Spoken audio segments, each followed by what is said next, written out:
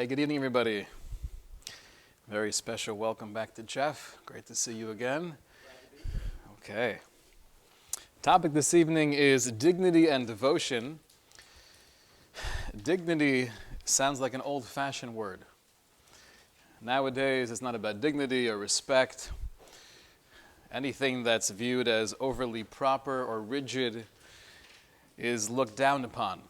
It's about being comfortable, about being who we are, relaxing, chilling. But there's something very beautiful about the midah, about the quality of living with dignity.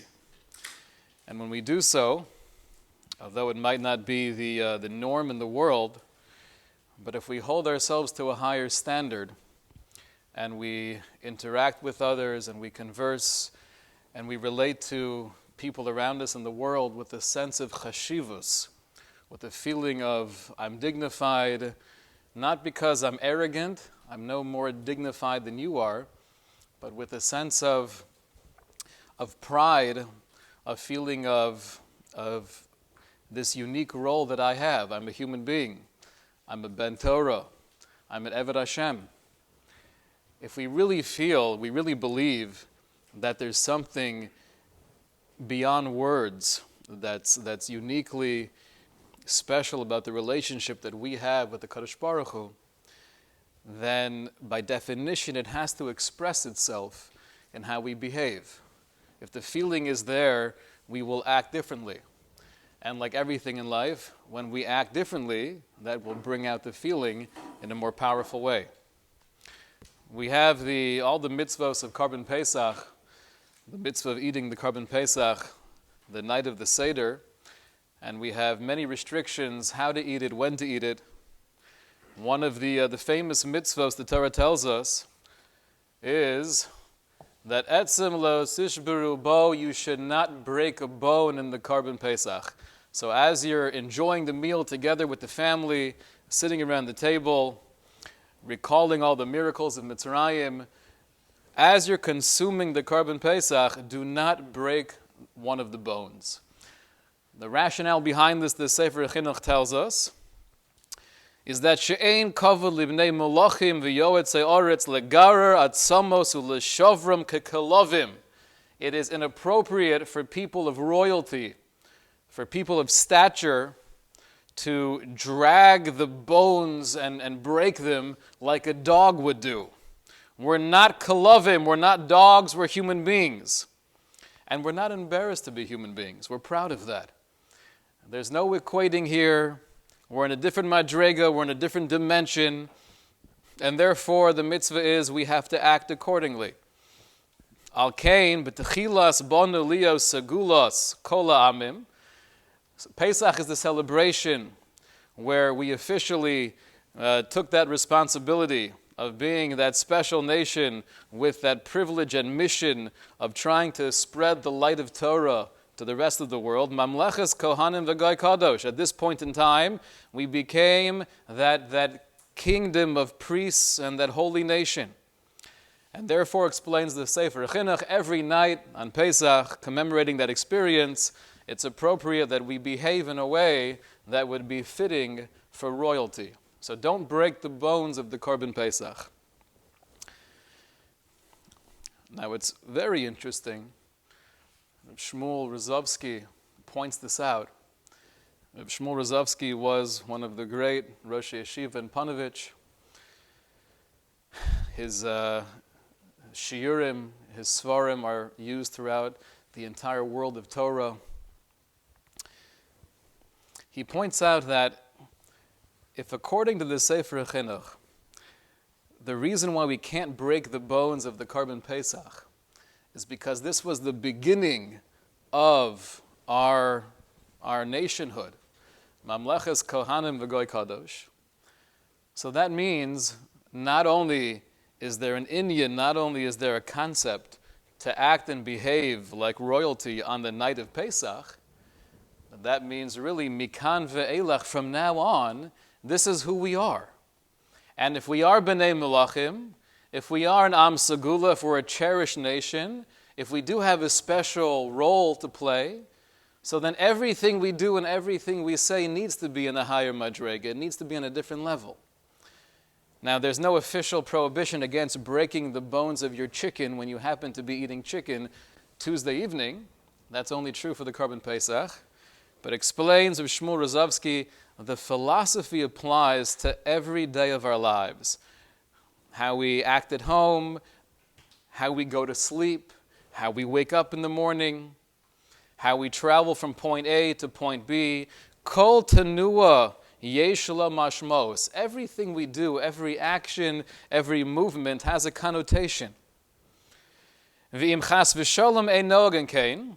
And if we can't live up to this standard of royalty, then what we're really doing is we're placing ourselves in the category of what the Sefer Chinuch referred to as like dragging and breaking bones like kalavim, like dogs. The goal is to live like a human being, to live like a Ben Torah, to live like someone who's really infused with that excitement, with that enthusiasm of the mission of spreading the light of Torah to the world. He says, for example, we get together and we have a meal. It could be a Shabbos Suda, it could be a dinner or a lunch. The eating itself is an avoda, which means the eating is really an aspect of our service of Hashem.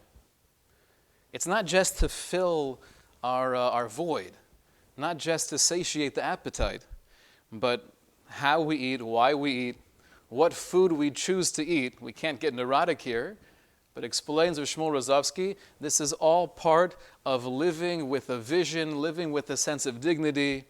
I'm not doing it just to fill my stomach like an animal. I'm doing it to serve Hashem. And if we have that in mind, it's a different eating. It's a different experience. So from this mitzvah, from this prohibition of not breaking the bones of the Korban Pesach, we really derive something much broader, something more pervasive, which is everything we do in life, feeling the charge of being an Am Segula, of being a precious and holy nation. That means our behavior, our dibur, our speech, and all of our interactions need to be on a higher level. The results of not living with this awareness, with not having the behavior of royalty, can be disastrous. The Gemara in Kedushin tells us famously that ha'ochel b'shuk, someone who is eating in the marketplace, they're walking around in public and they're eating, hareze doma lekelev, right? You're just like a dog.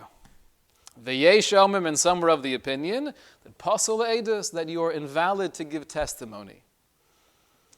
So not only is it looked down upon to be walking around in public while we're eating, but there's an opinion that says, and this is quoted in the Shulchan Aruch, halacha l'maisa, that if I am the kind of person who's ochel b'shuk, I have no busha, I have no sense of embarrassment to be eating in public, my testimony is invalid. Why does that follow? What is that logic? So Rashi explains, posel edus, the kivan she'eno min ha'yishuv, this is actually in a prior step, but he says, V'chein ochel b'shuk, ho'ol ve'ein makbid al kavodo. Because I'm not careful with my own honor, with my own dignity, I don't respect myself. Eino bosh lezalzel ba'atzmo, and I'm not embarrassed to do something that's demeaning to myself. So then you could theoretically do anything. If I don't have self-respect, that means I don't really care that much about what I'm doing, because who am I anyway? So what's the big deal? I'll do something that's wrong. If someone's offering me enough money, I'll testify falsely. The reason why you cannot give testimony if you have no self-respect is because if you're not machshav yourself, you don't respect yourself, then theoretically, if there's enough of an agenda involved, you'll do whatever it takes. Because who cares? I'm not anything important anyway. You're pasul edus, you're invalid for testimony. When the Rambam says over this halacha based on the Gemara, he elaborates. He says, V'chein ha'bezuyim people who are mavaza, people who put themselves down, meaning to say they don't care about how they carry themselves, they're all invalid to give testimony. And so too those people that go around and they eat outside in front of others in a public area. Ukagon elu sheholchen arumim bashuk be'esh shehein oskin b'malacha minuvelis. Or like those people who might be working hard, but they're walking around without clothing on. Meaning he's got his shirt off, he's jogging, he's doing something that requires exertion, so he'll take off his shirt. Ukiyotze be'elu, these types of scenarios, writes the Rambam, she'ein makpidin al haboshes, if we find that we are not careful, I am not makpid with my own dignity, then I'm not believed for anything important, and therefore I can't testify. Shekol elu chashuvim kekelev ve'ein makpidim al edu sheker. They're viewed like an animal, and therefore they might give false testimony if there is enough of an incentive to do so. So the Rambam and the Gemara are definitely speaking in very harsh terms.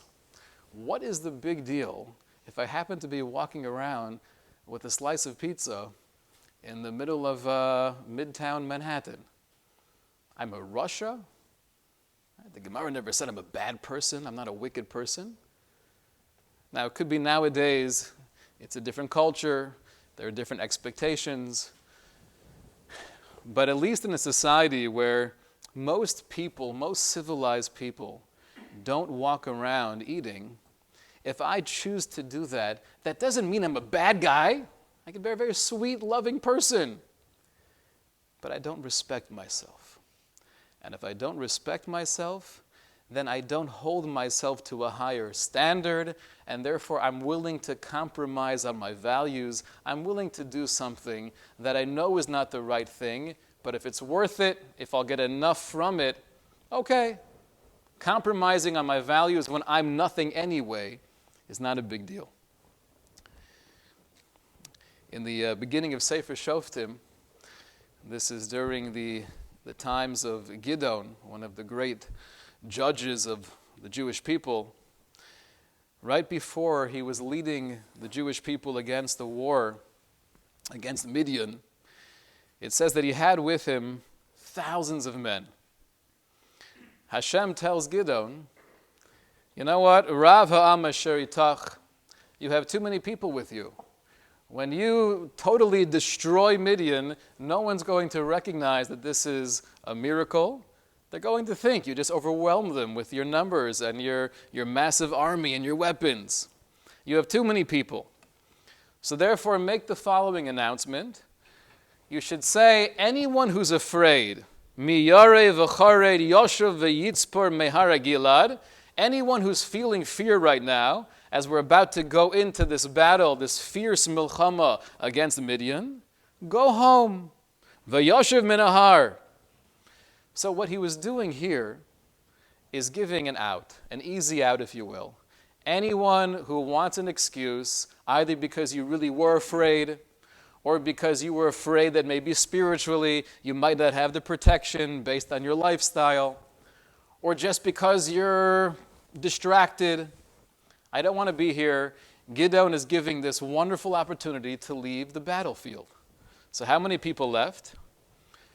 The Navi tells us, Vayoshev min ha'am esrim u'shnayim elef. 22,000 people left. They all took the opportunity. How many were there remaining to fight against Midian? There were 10,000 people left. Still Hashem says to Gidon, Oda Amrav, still too many people, you're going to destroy them. No one's going to recognize that it's the Yad Hashem, that it's Hashem's doing. We got to somehow find a way to get rid of more of those soldiers to make it more of an open miracle. Horidos samelamayim. So the instruction was, bring them down to the water. Take all of the soldiers to the lake and give them the opportunity to drink some cold, fresh water. But watch carefully how they drink. So Gidon brings all the soldiers down, and he sees there are really two groups. Some of them bent down on their knees and just started drinking the water from the lake. and others took the water with their hand in a more civilized way, scooping the water up and drinking the water. Hashem tells Gideon, anyone who is bending down and licking the water directly from the lake, those people are not allowed to come with you. Send them home right away. The only people you're allowed to keep, to hold on to fight Midian, are the people that actually scooped up the water with their hands and they were drinking it like a mensch. How many people were there altogether? 300 people. That's it. Everyone else was puzzle. Everyone else was invalid, either because they chose to leave previously or because they weren't drinking in a civilized manner. Now, when you analyze the flow of this story, that means everyone who was at the water, likely they were all tzaddikim. They were all righteous people. Because anyone who knew in his heart that he wasn't living a true, authentic Torah lifestyle, he would have left the first time, and likely he did. Anyone who was afraid, either because they were a coward or because they had chatoim, they had sins, they were no longer together with the army. So the only people that stayed back, the 10,000 people, they were all pretty much in the category of tzaddikim. But even if you're a tzaddik, even if you're a righteous person, explains the Akedah, if you don't drink water like a mensch, you're lacking derech eretz, you're not refined, I still can't trust you. And therefore, I apologize, but please get off the battlefield. We could only take these 300 people. It's hard, and we're not going to get into politics or the discussions that have been going on in the world over the last few years. But what's very clear is that the expectation of what it means to have a civilized, healthy, robust conversation or debate, that expectation has changed drastically. The idea of dressing in a particular way for a nice occasion, or even in the olden days, it doesn't really mean that far back, but even when I was a kid, there was an idea that when you were going on an airplane, you'd have to dress up in nicer clothing. Right? Now it's the exact opposite. Going on the airplane anyway, put some sweatpants on.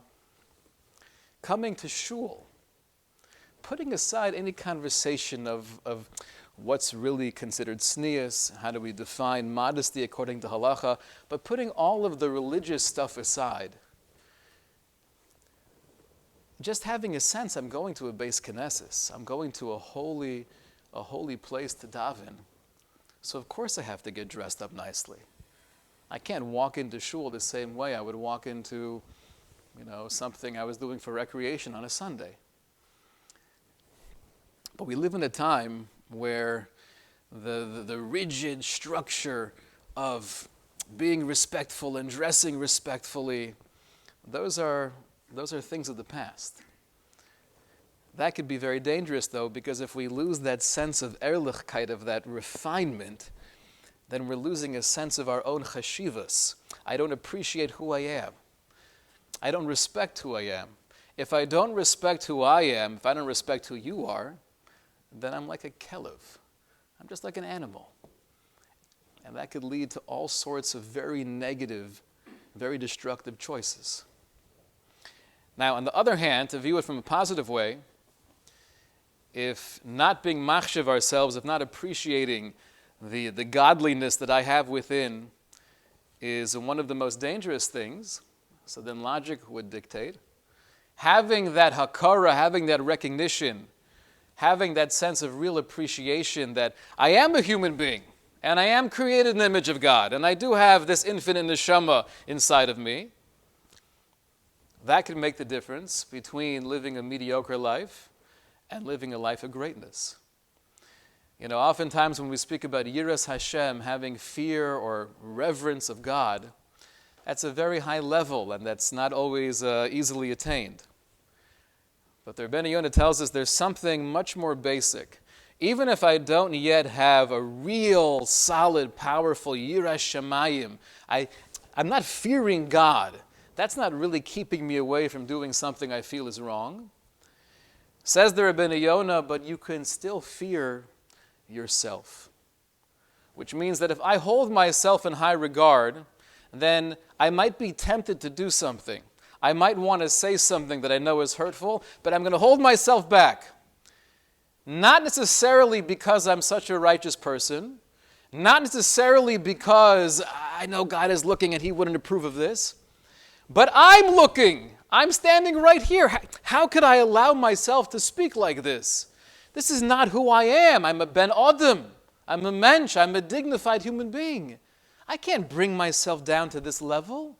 I can't have this kind of back and forth. You have to rise above it. Not because I'm better than you, but because we're all b'nai Adam. We can't be acting like this. So I may not be afraid of God thoroughly enough to stop me or to hold me back, but I could still be afraid or stand in reverence of myself. The words of the Rabbi Light, he says, Yevush me'atzmo, ve'yevush me'avosav. I should feel embarrassed. Not because I'm standing before God, but because I'm standing before myself. I should feel embarrassed to continue on this track that I know I should not be going down right now because of my ancestors, what they would want from me, what they expect from me. V'yoshiv lenafsho v'yomer, I should say to myself, I should encourage myself, Adam gadol v'choshev kamoni, someone of my stature. Right? Here I am, I'm a human being, I'm a member of Klal Yisrael. Vashani ben gedolim ben malchei kedim. And I have an amazing yichus. I have this legacy going back to Har Sinai of the greatest human beings ever to walk this planet. And not focusing on the guilt aspect of it. How could I possibly do this? Because Zaidi would give his life. Right? Zaidi would have died to daven one more mincha. How could I not daven mincha with real intention? Sometimes that works, sometimes it doesn't. But going beyond the guilt, empowering ourselves with the recognition that I come from a legacy of greatness. I don't want that to stop with me.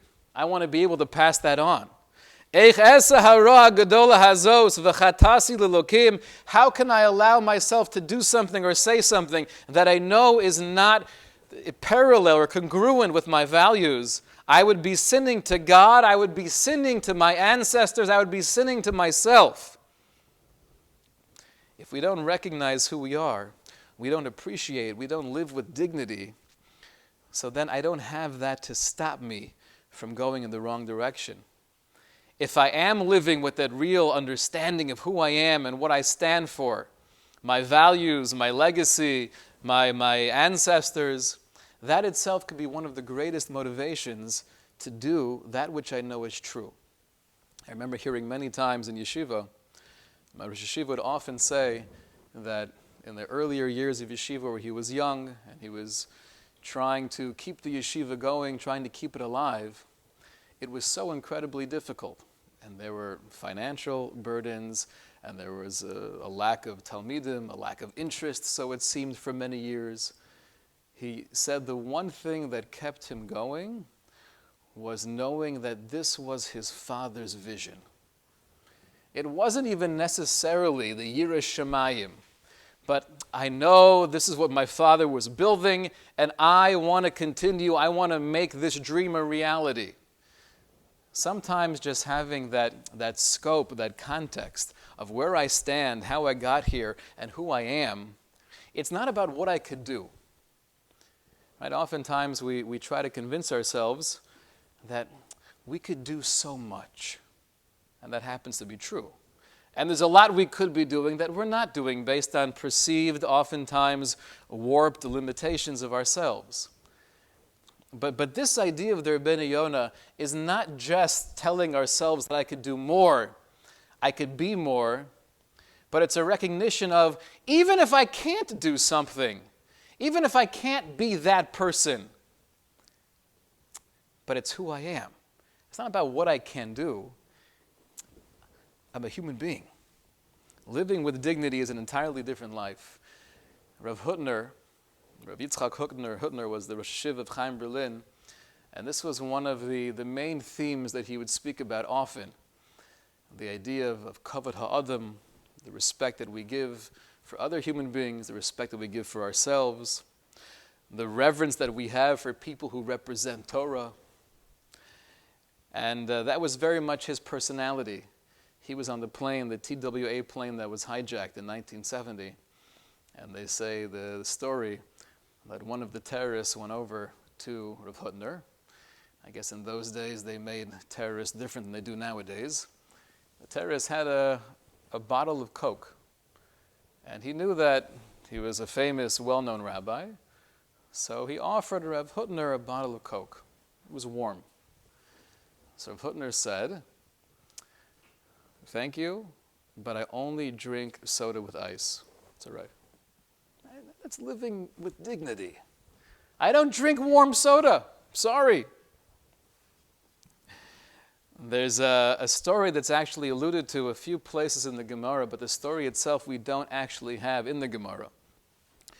But we find in the Midrashim that there was a young man who he was traveling and he hears screaming from a distance.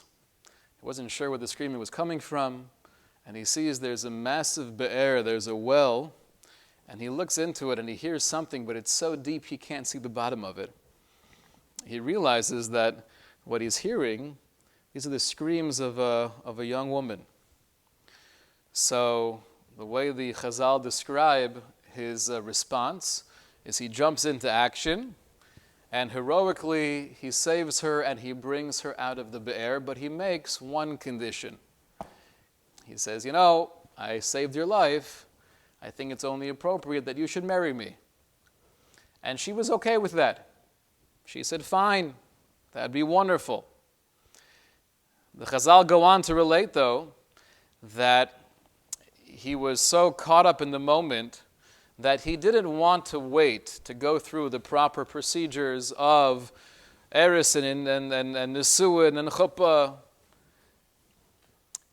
So she said back to him, not wanting to compromise on her values, she said, Me'eza amata. 1 second. Before we go any further, from what nation are you? Where are you coming from? So he explained with a tone of pride, Mi Yisrael ani. I'm a Jew. Malcolm Ploni, I come from here. The Kohen ani. And not only am I a Yid, not only am I Jewish, but I'm a Kohen. So she says back to him, wow, I'm also from a similar place. My mishpacha, my family goes back generations as well. So she says to him in her brilliance, 1 second, Am kadosh kamoscha. You're part of this holy nation of Klal Yisrael, and you're part of Shevet Levi, you're part of the kahuna, the elite. Shebocher b'cha kadosh baruch hu, that Hashem chose you, Hashem sanctified you from the rest of the other nations and even from the rest of Klal Yisrael. Ata mevakesh lasos kebehema. You want to act like an animal? To marry me in an improper way without going through the process? Below ksuva, below kedushin? And after he heard those words, he said, no, I would never want to do that. So they made up they were going to get married a year later. The story goes on and there's a lot more. It gets more whimsical. But just analyzing this dialogue between these two strangers, a young man who lost himself and he was close to sinning, and a young lady who was able to save him and herself by saying, just focus on one thing, not the fear of God, not the fear of sin, but the fear of yourself. Right? Someone like you, a Yiddish neshama, a Kohen, you don't want to do this. And he was able to tap into that real desire, and he responded, you're right, I don't want to do this. It takes a strength of character, it takes a sense of keeping composure but living with dignity. We could be doing the same mitzvos, like we saw from Sefer Shoftim. We could all be righteous people, very kind people, very caring people, but the difference between living with self-respect and lacking self-respect is the difference in not just what I'm doing, but it's who I am. I'm not going to allow myself to go down that path because I'm afraid not just of a Kadosh Baruch Hu, I'm afraid of myself. And with the right perspective, I'm motivated to come closer and push myself because I know I have tremendous potential. I want to share with you the son of Rabbi Avram Grzinski. Rabbi Avram Grzinski was the great mashgiach in Slobodka. We've quoted him many times throughout his sefer, the Torah of Ram. But in the very beginning, when his son is sharing a few insights into his father's personality and his character, he says, one thing that my father was exceptional in is the fact that B'chol chashkas chashoa lo nofel avi yomori berucho. During all the darkness of the Holocaust, he never lost his spirit. He was always able to keep his strength and his personality. He didn't diminish. Ubiyamim chashuchim beyoser lo sara ha'aris panav mimenu. And even in the darkest times, that radiance on his face never left. His son writes, I remember there was a time when there was one boy who looked very, very depressed and hopeless. And it was a Friday afternoon right before Shabbos, and my father, the Torah of Ram, said to this boy, Shabbos is coming. It's Shabbos Kodesh. We have to be mekabel it mitoch simcha. We have to accept it with a feeling of joy. He meant that. He felt that. His son goes on to say that there were some times in the house, living in the Kovna ghetto, where they would go days without eating hardly anything. And then if they got lucky and somehow someone in the family brought home some food, any normal human being, if you have not eaten in a day or two, and finally you have a chance to have a few scraps of bread or some potato skins, you would just eat it. But that's not what the Torah of Ram did. He said, okay, Baruch Hashem, we have a meal here, we have a Suda, and he would take the dishes, and he, together with his wife, they would set the table, and he would sit down with the silverware, and he would make sure to eat the meal like a mensch, even though there was only this much to eat. But this is what we do. Everything in life has to be with the seder, with the mesinus, being thoughtful. We can't be rushed. I'm not going to be like a behemoth who just eats the food standing up. Let's sit down like a mensch because we're dignified human beings. The Torah of Ram, his son explains, was an ish halacha, was a man who lived and eventually died through the halacha. What does the Torah dictate of me?